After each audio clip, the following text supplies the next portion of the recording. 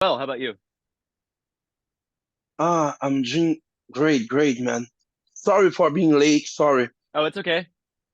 I was getting Thanks. a little work done while I was waiting. Have to get our tour rider set up for our tour that starts in a few weeks. So took a was just taking a few minutes to get a little bit of that done.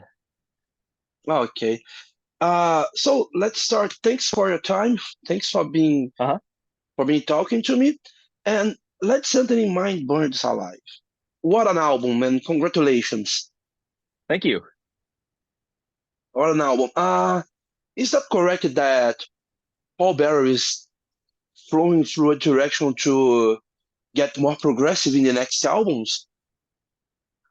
Um, I mean, not necessarily. I think that we're just exploring different sides of our kind of musical personality that have always been there, just not with as much emphasis as they had been in the past.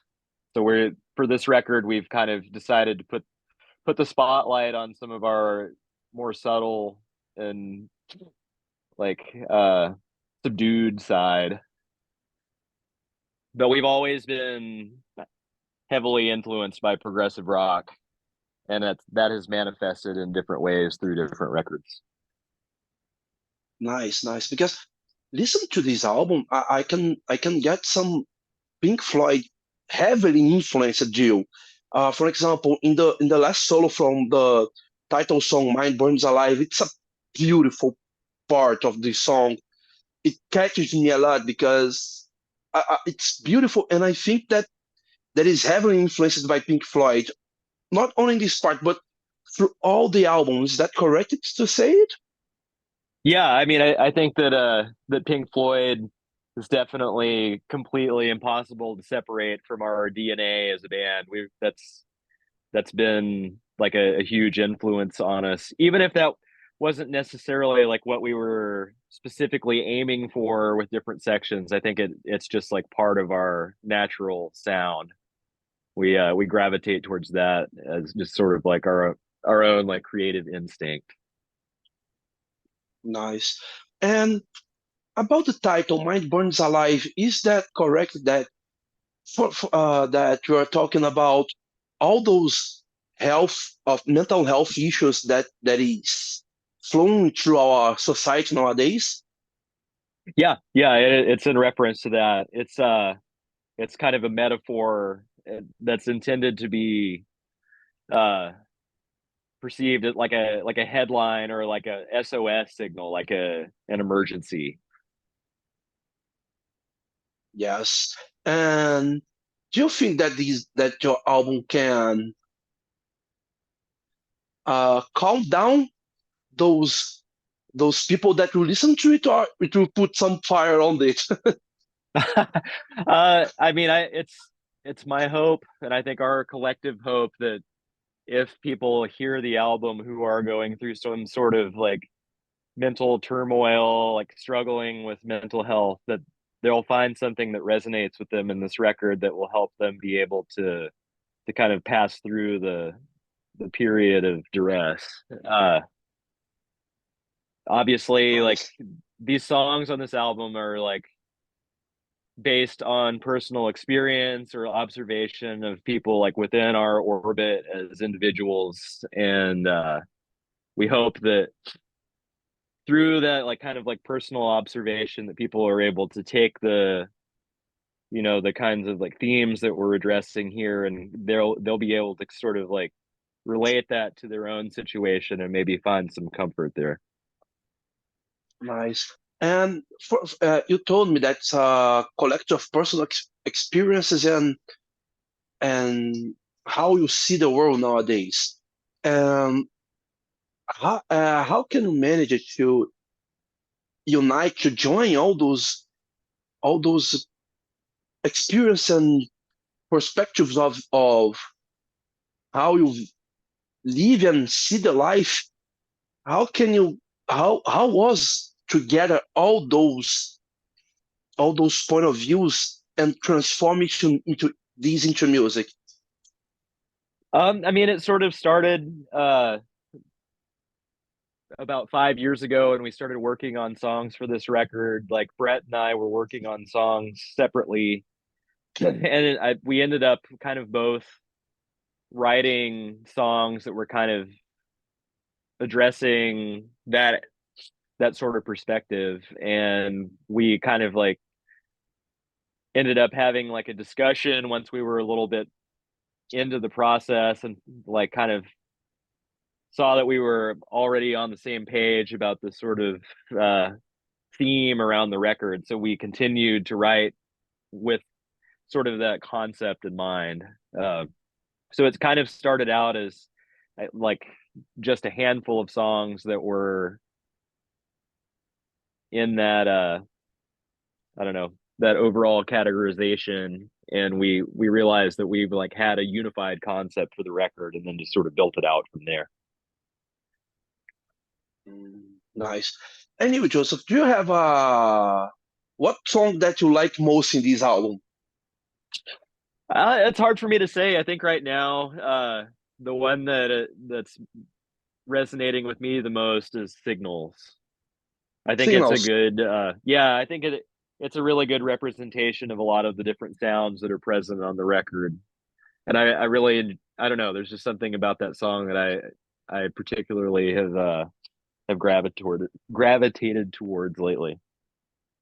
Nice. For me, is Mind Burns Alive is a perfect one. And I hope that become a single because this one is incredible, man. Oh, thank you. Yeah, it is going to be a single. We have a music video coming out for that song. I think at the Oh, end you of the have a week, music video actually. coming out? Yeah. Wow, cool, cool, cool.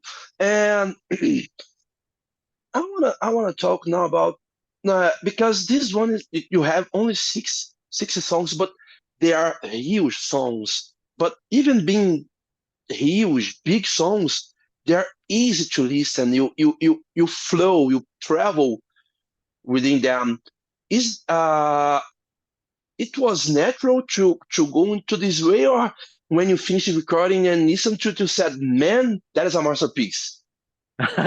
Well, for some reason, I think that writing those kind of longer form songs like that is just what comes naturally to us. So I honestly feel like a lot of the songs don't seem like they're nearly as long as they are.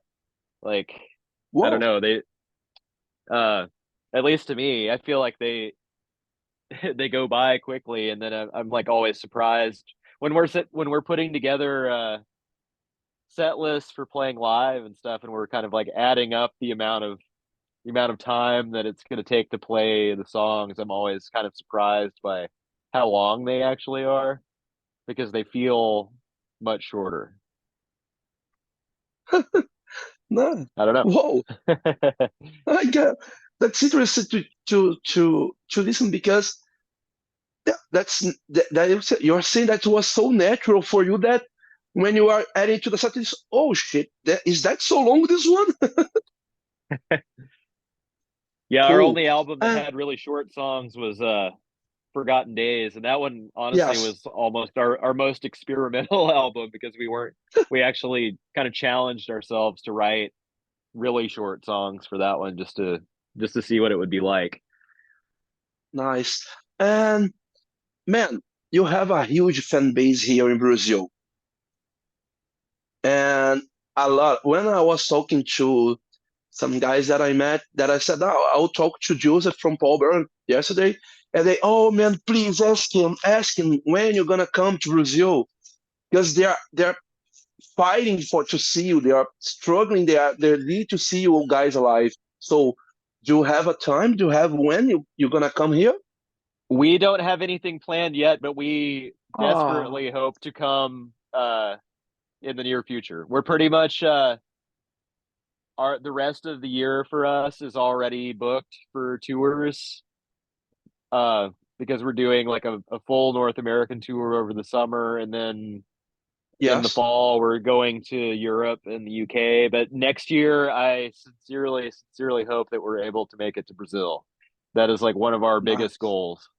We're very Yes. very excited about the possibility of making it down there. So you can relay that to to the fans of ours that you've talked to, and thank them for their support, and we hope to be able to be there in person very soon.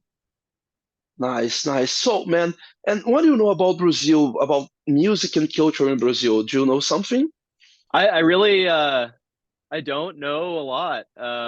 I've seen some videos about electronic music in Brazil that were kind of interesting, but I can't remember what it was called. It had a name that I wasn't familiar with, but Electronic it was some sort of style that was like kind of it originated in Brazil. funk. Yeah, yeah, maybe that's what it was. So you like Yeah, it? different than the funk, like the 70s funk Yes, that we're really used different to from the here. 70 Yeah. funk, Yeah. 70 funks down in United States. That Yeah, here in yeah. Brazil, these sound is they have a bass from Miami bass, you know. Yeah. So you like it? Yeah, I was interested in it. It was unique sounding. I definitely like lots of other kinds of music outside of heavy music. Oh, that's so good. So, Joseph, thanks a lot for your time. It was a pleasure for Absolutely. me to be talking to you, man. It's a huge, huge pleasure. And please, now it's your time.